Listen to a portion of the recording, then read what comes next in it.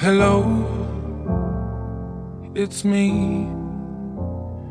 I was wondering if after all these years you'd like to meet. Welcome, Patreons, to the CorbinCenter, the famous CorbinCenter studio. Corbin, we're talking about St. Paul Slammer here at Keg and Case. Did you know that you did not have a scheduled match going into this event? I'm not shocked, but it was kind of interesting. Like, we have all these things going on and all this stuff, and even this one, I'm on the poster, which is hilarious. Because normally I'm not even on the posters for First Wrestling, but in the sense of this one, why would you not have me in a match?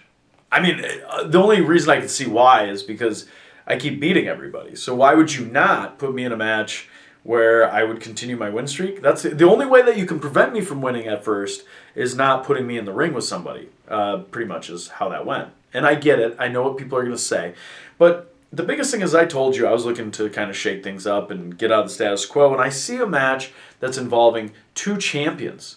You could have had, for example, you could have Devon Monroe against me. You could have had Arya against me, Devon against Lore, Arya against Lore. And we could have Lorebin Cometh with both championships after tonight, but you didn't. So that's what really irked me and made me decide, and especially after it was made a unification match, I don't like being snubbed out of what could potentially be the biggest match in WrestlePalooza history, in First Wrestling history.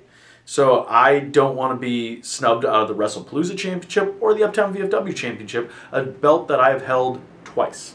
Hey, man, I'm right there with you, but look, I would totally book you. I would totally put you in. And you and Lore, I mean, you told me you were going to raise hell at this place, and I kind of could tell by the tone from one of our Snapchats, but what gave you the mindset? What put you in it? And did it go the way you wanted it to? Our plan was quite obvious. I knew that with the hype that they wanted to put in, that they would not let this match. There was no way. I have been trying so hard to interject myself, but they've kept me away from championships for so long. Hell, they had tag team champions, which was me and Ryan Cruz, and as soon as I ended that partnership, those championships are gone. So you can tell that they have no interest in putting championships on Lore and I, so we're going to take what's ours. So we have this match, we do our match, we do our thing. I thought everything was near flawless, other than this freaking sunburn. Like, come on, man, redheads out in the... Think of me. And this is even with sunblock on. Ugh. But anyway, ultimately, it did not go the way I wanted. But the one thing that did is I got their attention. And they need to watch their backs at all times. Well, look, it looks pretty obvious to me. After what happened, you are gunning for the champions. Is there any truth to this? Am I correct? Are Patreons, what's your plan? Ever since I came back, ever since I returned to First, Devon and I have been linked. It's shocking to me that now that he has a championship that I once held, that seemingly there's no title match in place. And it's also more shocking that Arya Daivari and I have been kept apart for so long.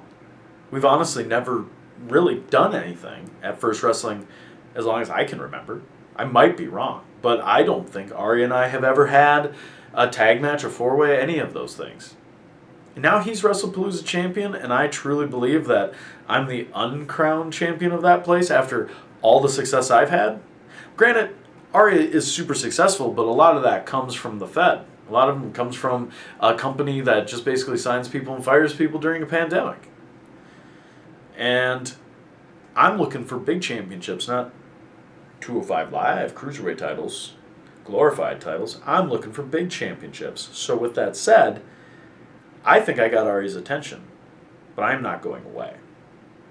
And 2022 is far from over, and this summer is just going to get a whole lot longer for a lot of people on that roster. Well, look, I know what you said a long time ago. You need to go and make results happen, and I get that.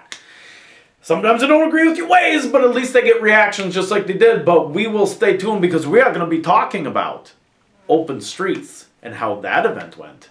Join us tomorrow on CorbinCenter.